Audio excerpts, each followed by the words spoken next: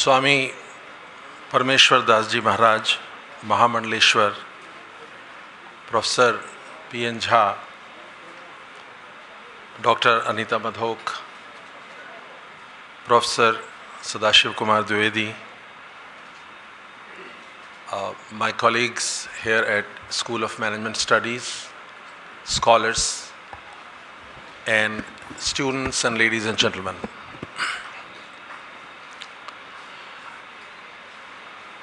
We are talking about happiness and Indian knowledge systems.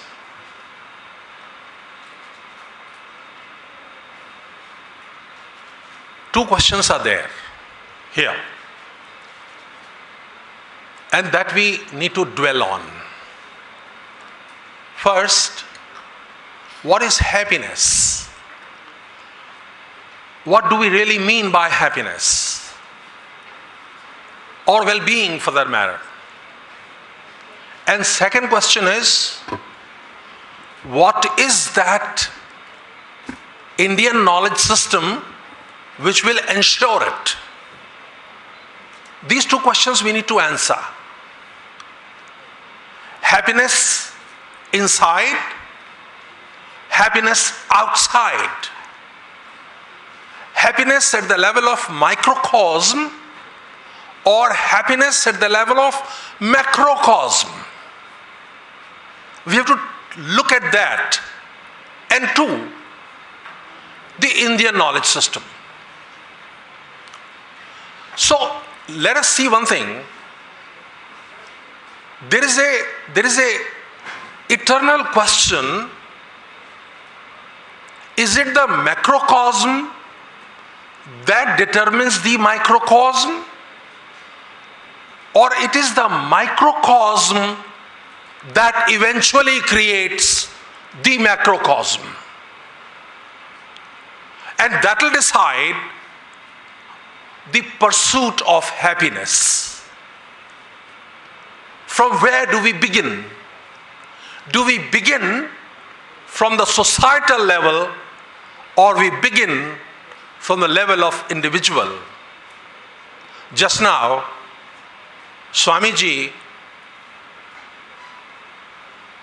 left us all spellbound. Just now. His approach is from individual to the societal level. But is the world governed that way? That is a political question now. Question of happiness emanating from the politics of the whole.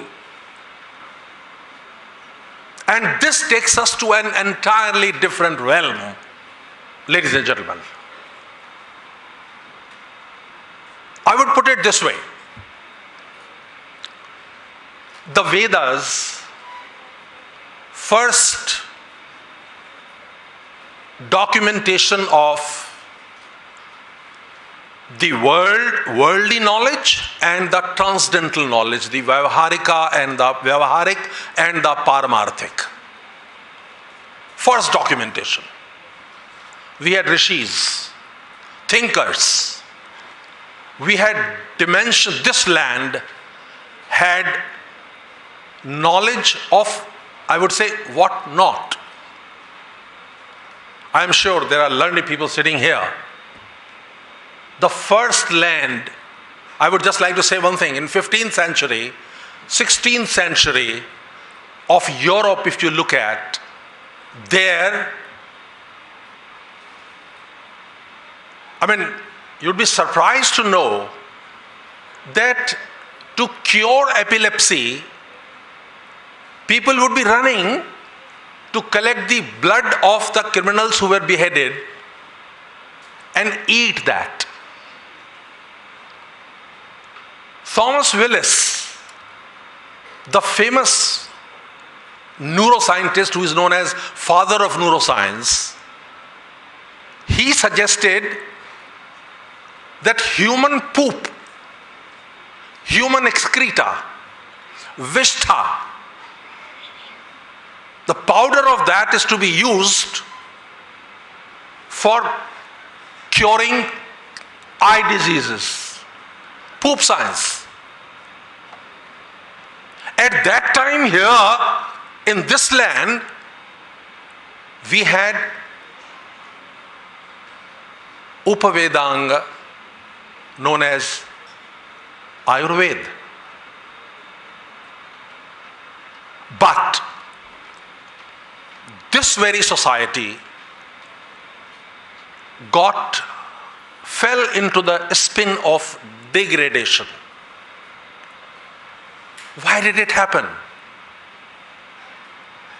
That means there are forces that operate at the macro level and then decide the future, the lifestyle of what is at the micro level. I'm not saying this is the final word. It is just one perspective. So first thing is manage the society. Survival of the societal civilization. And that happens when you are strong, when you are powerful, and when you have technology. Forgive me to say, war technology. That is one aspect. You want to have happiness, you want to have society, you have safety first.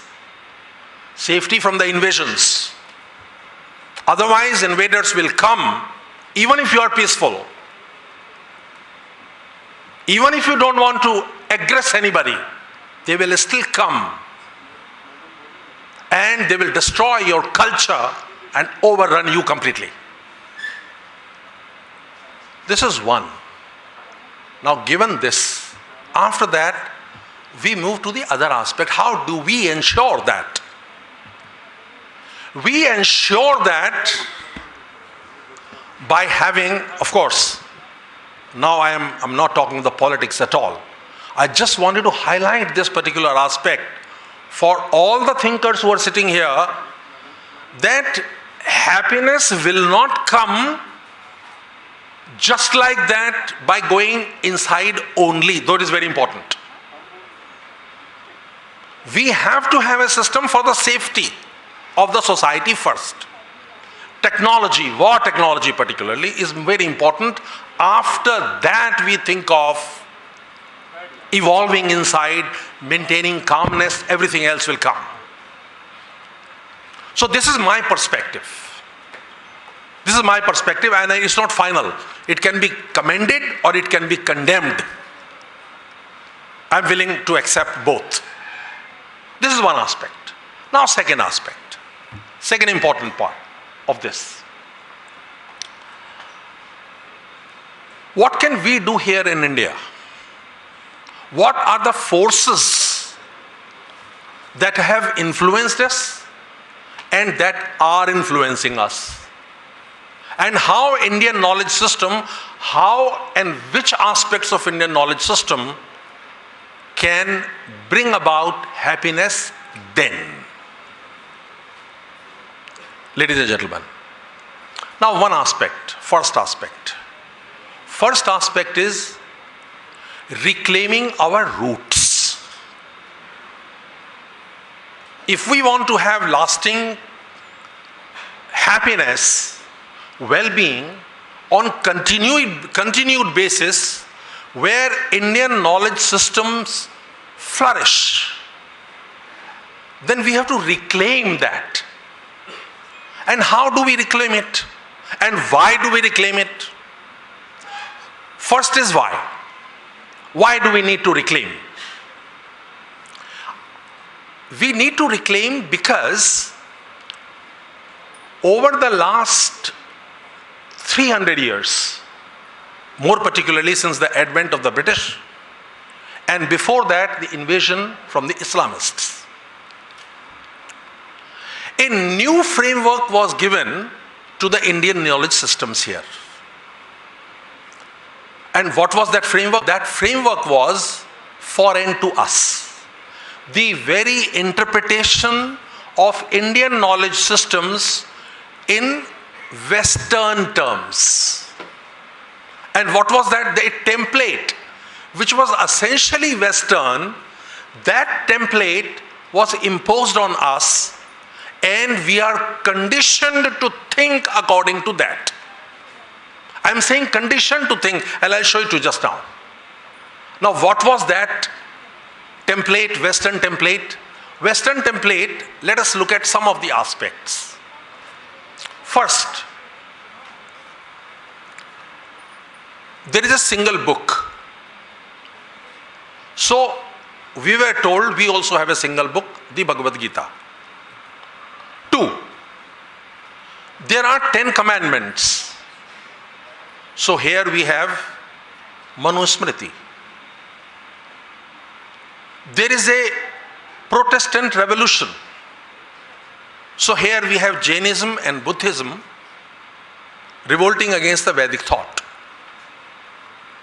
There they had the heretic tradition.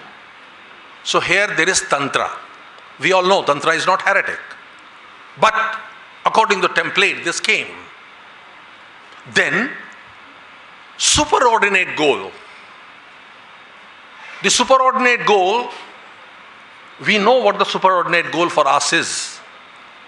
We know, anybody who is, every Indian knows this. It is in our culture. Superordinate goal is to be one with the universe. The Rit cuts across the total social cosmic order. But no, we were told one goal. And goal was to ascend to the heaven. So like this, and then there was a clergy, authoritarian clergy. So here the system was Brahminical. And over 300, 400 years' time, the Indologists made sure that this was brought in our psyche.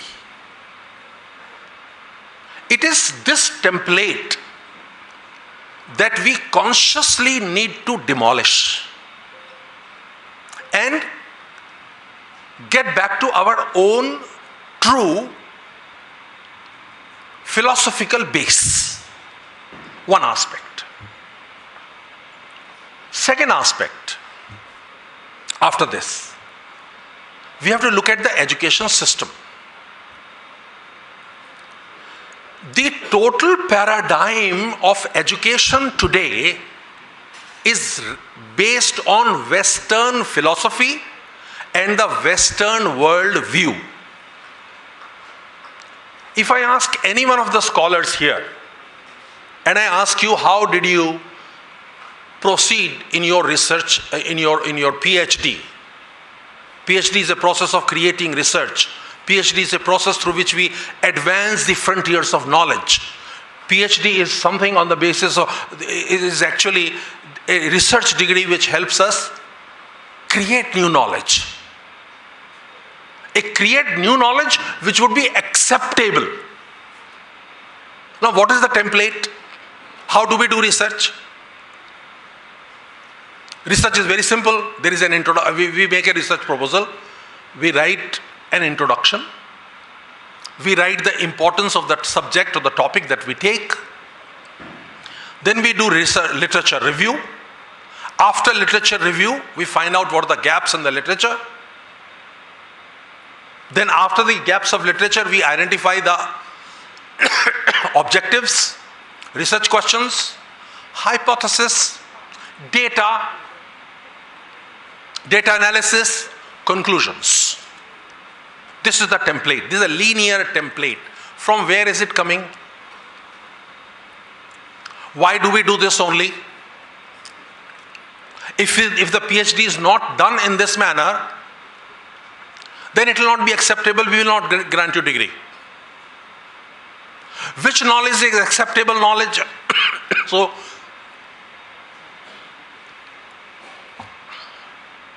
only that knowledge is acceptable which is scientific. What do we mean by scientific? This scientific word or scientific process was first given by Galileo. And what did Galileo say? Galileo said the universe is written in the language of mathematics. For any knowledge to be acceptable knowledge, it must be expressed in terms of mathematical equations. Which means what? It should be quantified. It should be based on measurement. If it is not quantified, if it is not measured, this is no knowledge. I teach research methodology. And I teach research methodology because of the syllabus which is given to me by the university or universities or institutes. I teach it in the Western tradition only. And what is my first sentence as I enter the classroom? I say, like all professors of research methodology, anything which cannot be measured does not exist. So my students always ask me, sir, what about love? What about trust? You have done your PhD in trust. How do you say it does not exist? I say you measure it. Measure it through a questionnaire. Test its reliability, validity. Collect the data. And this will be acceptable then. Otherwise not. Measurement based. So anything which is not based on measurement is not acceptable. 2, it has to be based on objective observation. Objective.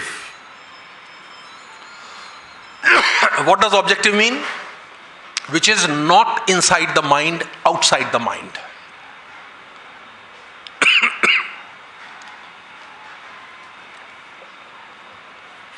So observation and measurement are the two major pillars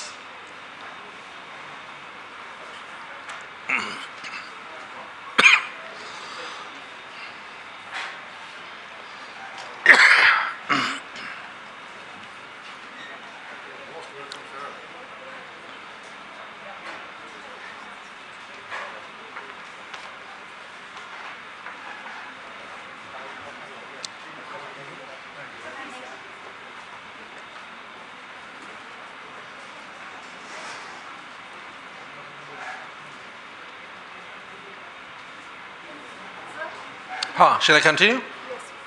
Yes. Or let this be over. Okay, no problem.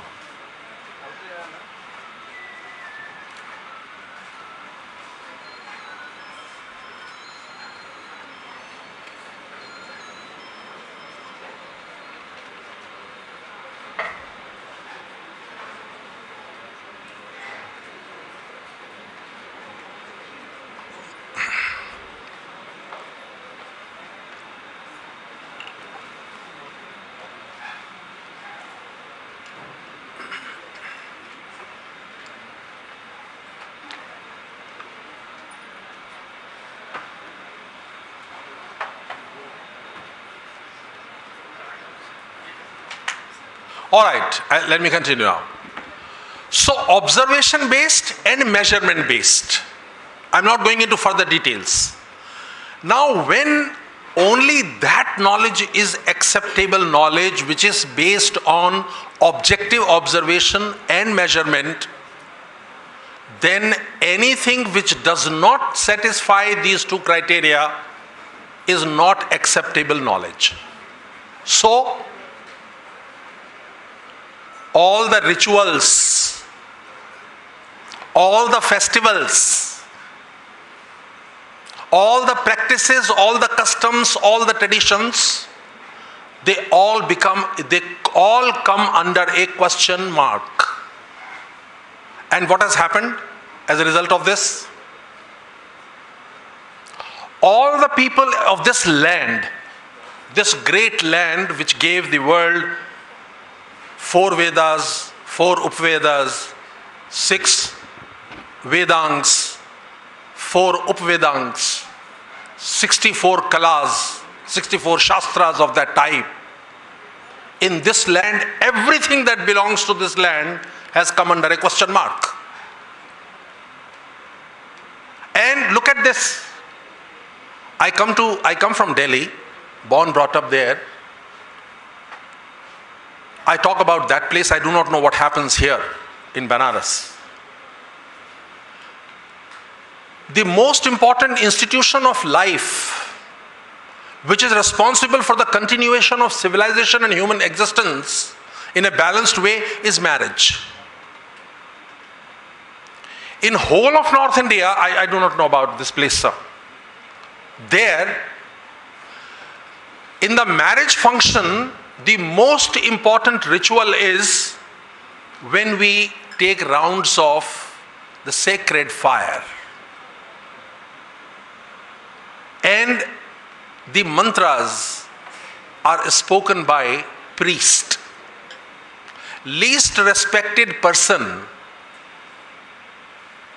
in the whole function is the priest. The most expected. Sir, should be. 2. When this ritual takes place, at that time hardly 10, 15, 20 family members would be present.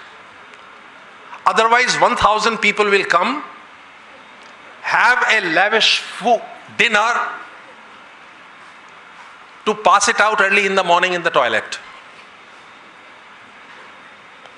This is the cultural degradation of this philosophical influence upon the society of the Western paradigm, that only that knowledge will be acceptable which is based on objective observation and measurement.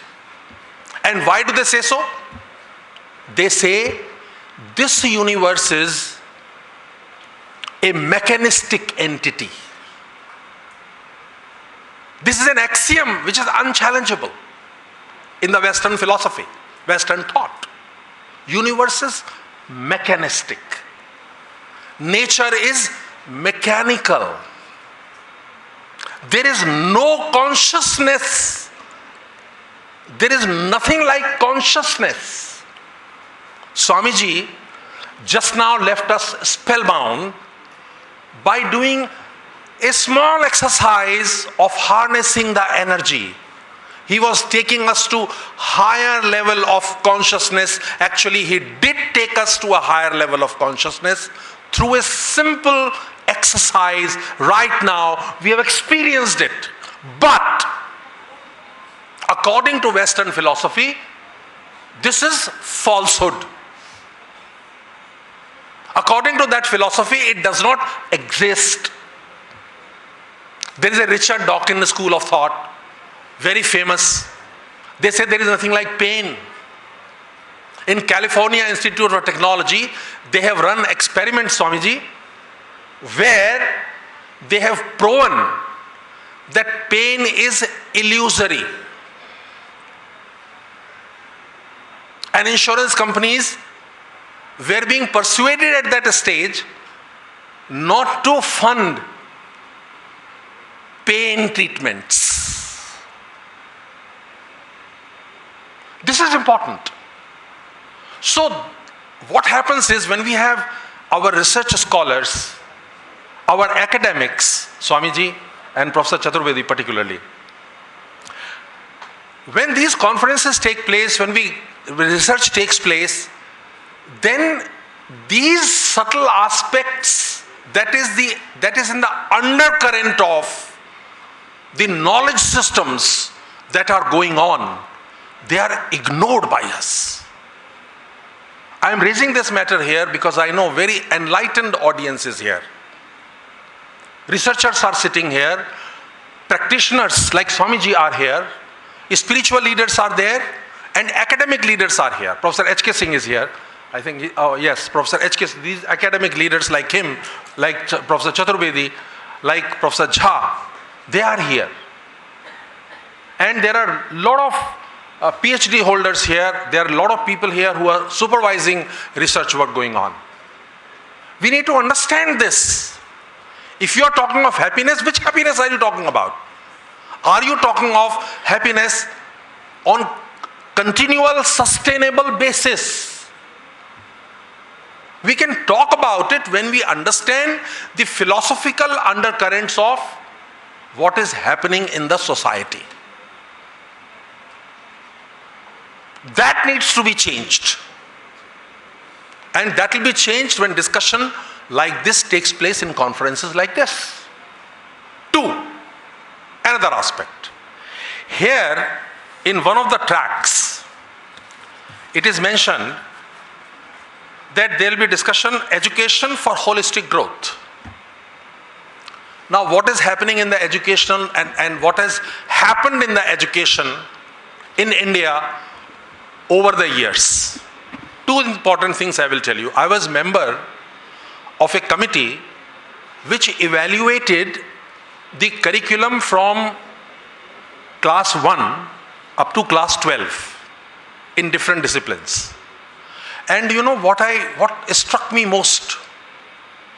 What struck me most was that there was not a single sentence, there was not a single story, there not a single narrative, not a single mention of the fact that you respect your parents, love your parents, seek guidance from the parents.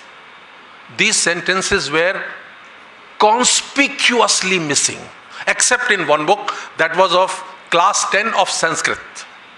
That's all. And what is our culture otherwise? What do the knowledge systems of India say?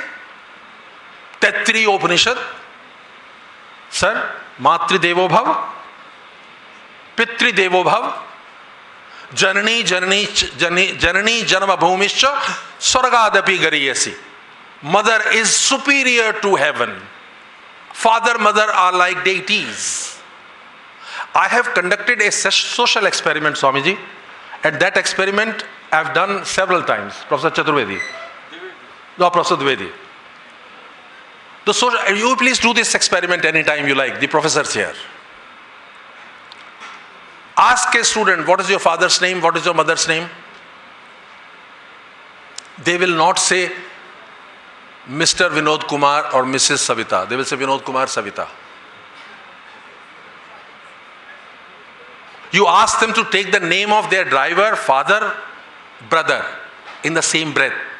You would not be able to distinguish whether it is a driver's name or father's name. And that is the children of the land where we say Matri Devo Bhav, Pitri Devo Bhav. Why has it happened?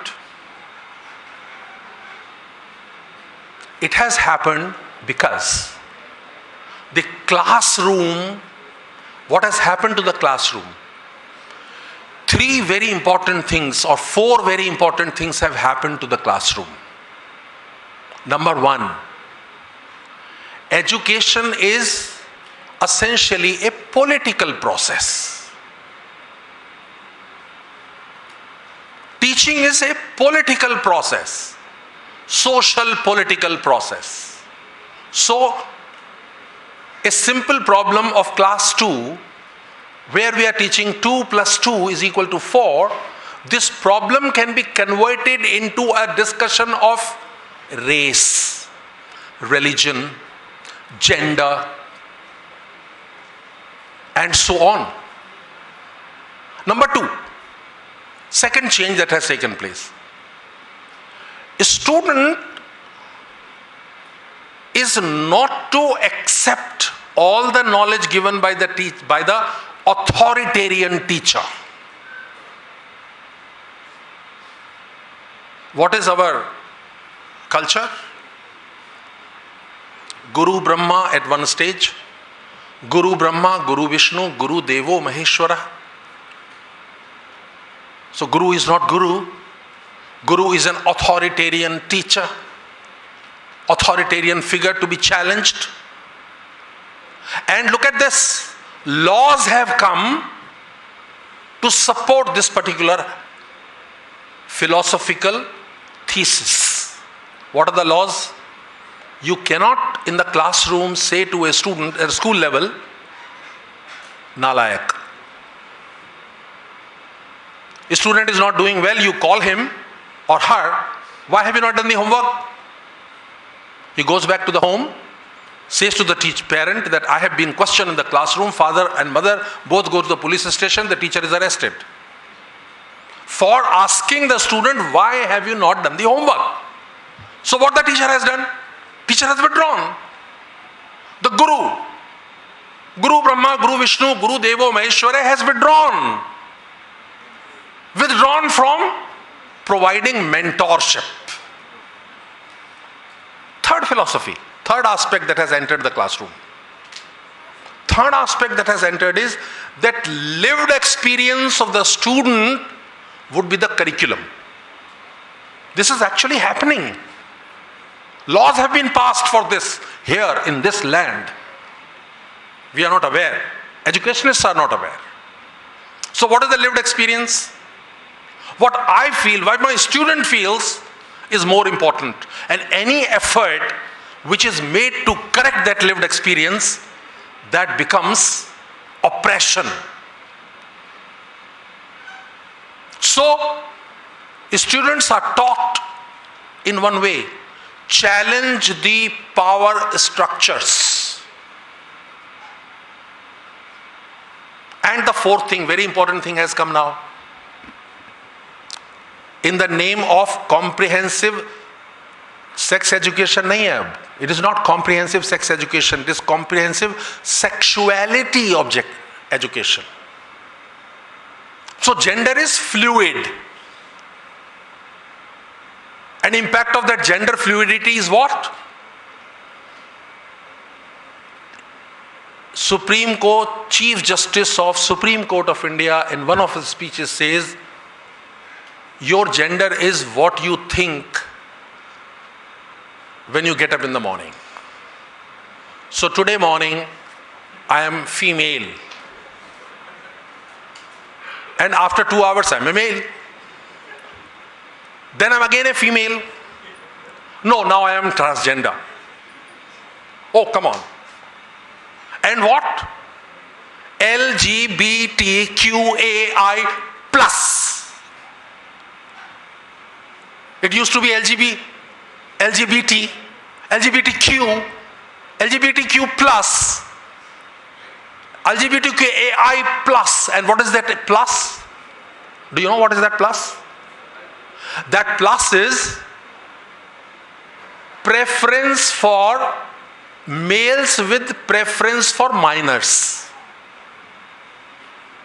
Now you are justifying pedophilia.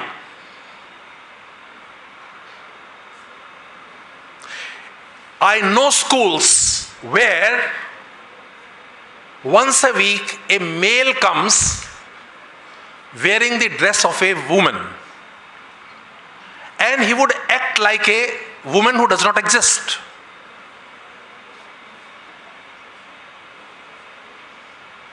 So, if this is the system, if this is the education, where gender fluidity has become important, where pedophilia is being justified, whereas queer pedagogy is being promoted. What is queer pedagogy? Just a moment. 5 more minutes, please. Am I allowed, sir? 5 minutes. 5 more minutes? What is queer pedagogy? Queer pedagogy is challenge what is normal. So what is normal? We touch the feet of our teachers, normal. We have marriage, normal. We have some defined roles for men and women, normal. Nothing is normal. So this needs to be addressed. And who will address it? It will be addressed by the intellectual class. And how? It will be addressed when we understand, each one of us understands, what does Indian knowledge system really stand for?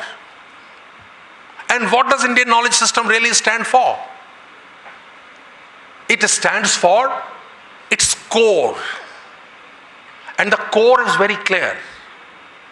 Core is, we start with ego, aham.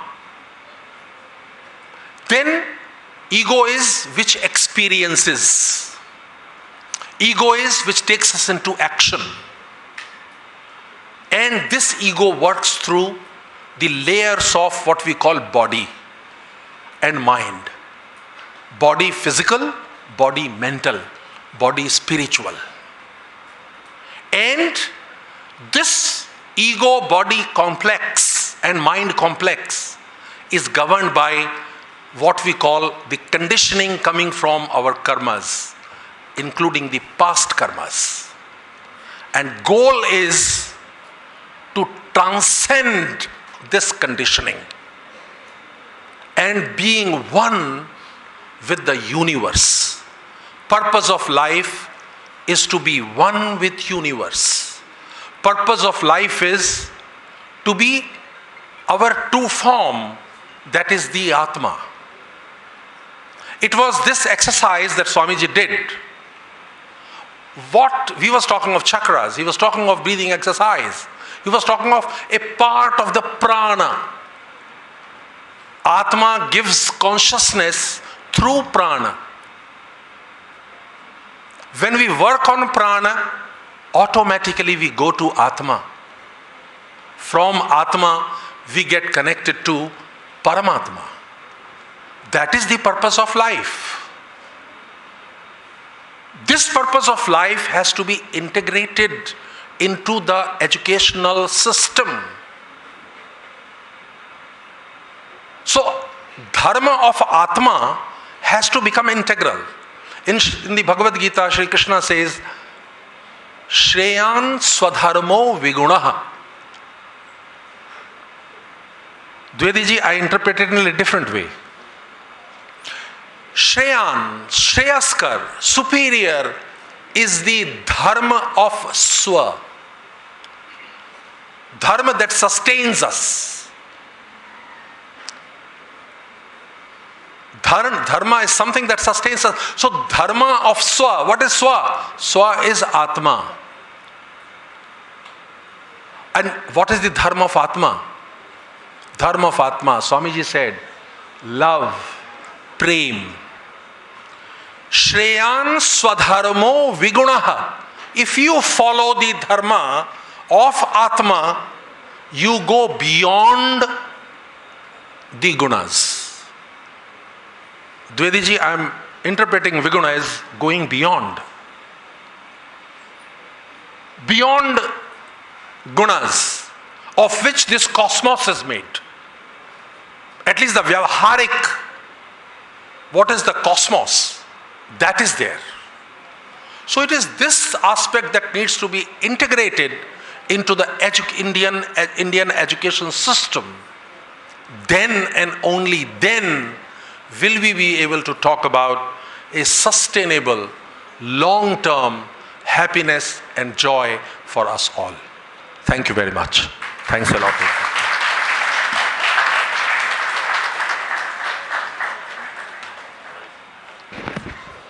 Warmest regards and heartfelt thanks to you, sir. And now the chief guest of the inaugural session, Honorable Vice Chancellor Professor A.K. Tyagi has arrived. We are going to have a formal ceremonial beginning. On this auspicious occasion, we'll have a traditional ceremony of lighting the lamp. May I kindly invite our distinguished dignitaries on the dais to join us for lamp lighting ceremony.